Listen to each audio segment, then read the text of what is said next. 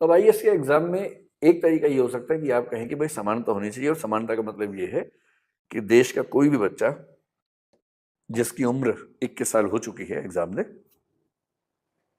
एक दो बच्चों की कहानी सोच के देखिए। एक बच्चा है ए, एक बच्चा है बी। ए ऐसा है कि इसके पेरेंट्स जो हैं वो भी आईएएस हैं, फादर या मदर या दोनों। फिर ये हमेशा मेट्रो सिटीज में रहा है या रही है, दिल्ली में, जयपुर में, मुंबई में, और जो बड़े बड़े शहर हैं, इंदौर में, कभी कभी अहमदाबाद में, गांधीनगर में, ऐसे कुछ बड़े शहरों में, लखनऊ में, इन सब शहरों में ये बच्चा रहा है।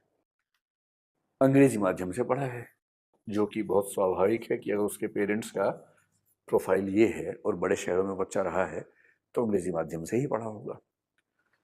फिर उसे दुनिया भर की गाइडेंस मिली है उसके पेरेंट्स ने, और उसके अच्छे अच्छे स्कूल, इतने अच्छे स्कूल जहाँ टीचर्स की जिम्मेदारी है कि एक एक बच्चे का रिजल्ट अच्छा हो, जहाँ एक क्लास में केवल 20-25 बच्चे होते हैं, सरकारी स्कूल की तरह 60-70-80-100 बच्चे नहीं होते हैं, 20-25 बच्चे सिर्फ, और एक एक बच्चे पर ध्यान देना टीचर की जिम्मेदारी है। बार बार पेरेंट टीचर मीटिंग होती है, पेरेंट्स को इन्वॉल्व करके बताया जाता है कि बच्चा कहाँ गड़बड़ है। फिर जहाँ बच्चा इतने अच्छे स्कूल में पढ़ने के बाद भी काम ठीक से नहीं कर पाया तो उसको उसके पेरेंट्स ने बहुत अच्छे और महंगे टीचर से ट्यूशन्स भी लगवा दी हैं, ये सुविधा भी है। इसके अलावा कई ऐसी ऐप्स हैं जिसके कोर्सेज फ्री में उसको दिलवा रखे कि वो जब भी कोई डाउट हो किसी अच्छी सी ऐप पे कोई कोर्स देखे और उससे आगे बढ़े। फिर जब 12वीं क्लास में था तो इसको हुआ कि इंजीनियर बनना है, तो इंजीनियरिंग करने के लिए एक बहुत अच्छे कोचिंग इंस्टीट्यूट से सुविधा मिली पढ़ने की, वहाँ ये पढ़ा भी। और करते करते इस बच्चे ने लगभग 20 की उम्र होते होते ये ग्रेजुएट हो गया है, और ग्रेजुएशन के फर्स्ट ईयर से ही इसने आईएएस की तैयारी साथ में शुरू कर दी थी, और 21 साल का होते ही ये आईएएस का एग्जाम देने वाला है, क्योंकि इसको ये भी पता है कि आईएएस बनने का असली मजा कम उम्र में है, ताकि प्रमोशन का स्कोप बहुत अच्छा रहे और ये सेक्रेटरी और कैबिनेट सेक्रेटरी के रैंक तक जा सके, ये इसका मन करता है। खूब इसके पास अच्छी गाइडेंस रही है। एक ये बच्चा है। अब इसके सामने दूसरे बच्चे का प्रोफाइल देख लीजिए। बी बच्चा है, एक छोटे से गांव में इसका जन्म हुआ है। इसके जो दोनों पेरेंट्स हैं वो इलिटरेट हैं, अनपढ़ हैं। उनको बेचारों को सामान्य समझदारी है जीवन के बारे में, लेकिन कालाक्षर भैंस बराबर है, पढ़ाई का महत्व भी नहीं पता।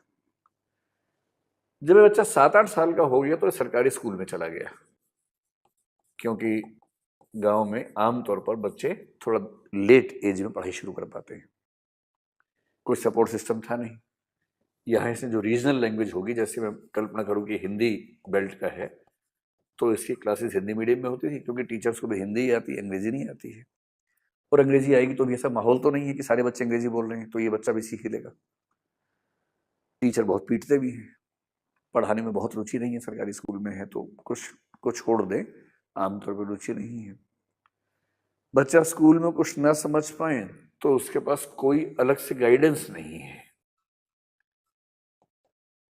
वो चाहे कि मैं ट्यूशन पढ़ लूँ तो उसके पेरेंट्स के पास इतने पैसे भी नहीं, और वहाँ पर कोई ऐसा अच्छा टीचर भी नहीं है कि उससे ट्यूशन पढ़ने को उसको बहुत फायदा हो। कोई ट्यूशन नहीं, कुछ नहीं। एक साल बच्चा फेल हो गया। फिर बच्चा जिस कॉलेज में गया उस राज्य में, वहाँ यूनिवर्सिटी का सिस्टम बहुत लेट चलता था, और करते करते ये बच्चा करीब 24-25 की उम्र में जाके अगर हो पाया तो ग्रेजुएट हुआ। ये बच्चा 20 में ग्रेजुएट हो चुका है और साथ में आईएएस की तैयारी भी कर चुका है। ये 25 की उम्र में जाके ग्रेजुएट हुआ है गिरते पड़ते किसी तरह से, और इसके परिवार से कोई सपोर्ट नहीं है। परिवार लगातार कह रहा है कि छोटी सी नौकरी पकड़ लो और शांति से बैठ जाओ। इसका मन इस बीच में करने लगा कि मैं कुछ बड़ा करूं, और इसको लगता है कि मैं भी आईएएस के बारे में सोचूं। कुछ लोगों ने इसको कहा तो इसके मन में ये बात आ गई। इसकी इंग्लिश इतनी खराब है कि इंग्लिश का पेपर क्वालिफाई कैसे करेगा, ये भी इसके सामने एक चिंता है। भाई इंग्लिश तो भारत में जो ग्रामीण क्षेत्र के बच्चे हैं, रूरल बैकग्राउंड के बच्चे हैं, उनके लिए तो आमतौर पर एक संकट ही है अंग्रेजी। उनको ठीक से नहीं आती, माहौल ऐसा नहीं मिला होता, और इंग्लिश क्वालिफाई की बिना आईएएस बन नहीं पाएंगे। तो इसको तो ये भी चिंता है। अब इन दो बच्चों के बीच में आपको तुलना करनी है, और ये तो गांव का लड़का, अभी तक हम मान के चल रहे हैं गांव की लड़की हो मान लीजिए, तो इसके पढ़ने की संभावना और कम हो जाएगी, क्योंकि 5वीं क्लास के बाद लड़की स्कूल में पढ़े यही कई पेरेंट्स को गवारा नहीं होता है।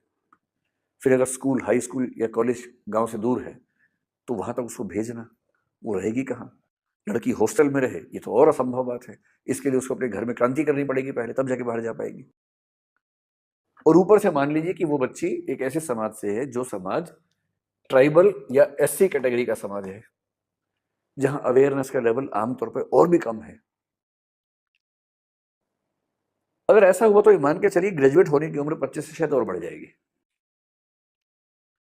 अब आपको ये बताना है कि इन दोनों बच्चों को आपने आईएएस के एग्जाम में एक साथ बिठा दिया और आपने कहा कि देखो भाई, समानता है, हमारे संविधान में लिखा हुआ है, आर्टिकल 14 में लिखा हुआ है, तो आप दोनों आईएएस का एग्जाम दो, एक ही पेपर आएगा, इक्वल कंपटीशन है, पूरी बराबरी है, भेदभाव तो हमारा संविधान करता ही नहीं है। और 21 साल से लेकर 30 साल के बीच में आप एग्जाम दे सकते हो 6 बार। बीच में तो चल रहा था 21 से 26, अगर 21 से 26 करते ये बच्चे तो बाहर ही हो जाते सारे के सारे। तो गनीमत है कि अभी 21 से 32 से 30 था, 30 भी ठीक था वैसे तो 21 से 30 साल तक का समय है और आपके पास 6 प्रयास हैं, 5 प्रयास हैं, आप इक्वल हैं, फाइट कीजिए। अब आप ये बताएं कि क्या ये दोनों बच्चे सच में इक्वल हैं? और अगर मैं ये कहूं कि ये दोनों एक रेस में शामिल हैं और मान लीजिए कि ये रेस का ट्रैक है, यहां जाके रेस खत्म होनी है, तो क्या आप ये मानेंगे कि दोनों बच्चे एक ही पॉइंट से शुरू कर रहे हैं? या मैं ये कह सकता हूं कि इनमें से ये गांव वाला बच्चा यहां से शुरू कर रहा है और शहर वाला बच्चा यहां से शुरू कर रहा है? इसके लिए रेस को पूरा करने का मतलब इतना ही है, जबकि इसके लिए रेस को पूरा करने का मतलब इतना है क्योंकि इसको तो कुछ भी ऐसी सुविधा नहीं मिली जिस सुविधा की वजह से ये अच्छी स्थिति महसूस कर सके। अब आप ये बताइए कि समानता का सही मतलब क्या होता है और समानता के, इक्वालिटी के सही मतलब पे ही पूरी डिबेट चलती है। और एक कंसेप्ट विकसित हुआ जिसको हम बोलते हैं पॉजिटिव इक्वालिटी, यानी कि समानता का सकारात्मक अर्थ। सकारात्मक अर्थ ये कहता है कि समानता का मतलब केवल रूल्स बराबर होना नहीं है, बल्कि जो वंचित वर्ग के लोग हैं, जो पिछड़े हुए लोग हैं, उनकी और मंजिल की, अवसर की दूरी उतनी ही रह जाए जितनी दूरी एक सामान्य वर्ग के व्यक्ति की है। ये भी समानता है। और समानता का मतलब ये हुआ कि जो वंचित वर्ग हैं, डिप्राइव्ड क्लासेस हैं, उन क्लासेस के पक्ष में थोड़ा सा कुछ कदम उठाना, थोड़ा सा फ्लेक्सिबल होना, थोड़ा सा रूल्स को चेंज करना, उनको बचाने का प्रयास करना। जैसे अगर एक बच्चा कमजोर है तो उस बच्चे को कुछ समय तक दूसरे बच्चे की तुलना में ज्यादा दूध देना ताकि उसको सही पोषण मिल सके। यदि एक व्यक्ति की हाइट बहुत कम है, दूसरे व्यक्ति की हाइट बहुत ज्यादा है, तो उनमें बराबरी लाने के लिए खेल के नियम में थोड़ा सा चेंज कर देना। जैसे तुम्हारी हाइट और बास्केट की हाइट में जितना अंतर है उतना ही अंतर इस बच्चे की हाइट और इसकी बास्केट की हाइट में होना चाहिए। जैसे हम घर में करते हैं क्रिकेट खेलते हुए कि अगर छोटा बच्चा खेल रहा है हमारे साथ और साथ में बड़े लोग खेल रहे हैं, तो हम छोटे बच्चों को क्या बोलते हैं कि तुम्हारी 2 बारियां हैं, हमारी एक बारी है। क्यों करते हैं?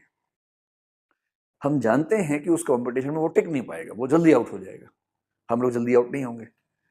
तो अगर वो जल्दी आउट हो गया तो उसका उत्साह खत्म हो जाएगा, उसका मोटिवेशन खत्म हो जाएगा, उसका खेलने का मन नहीं करेगा। उसके बाद उसका उत्साह बढ़ाने के लिए हम क्या बोलते हैं, तुम्हारी 2 बारियां हैं।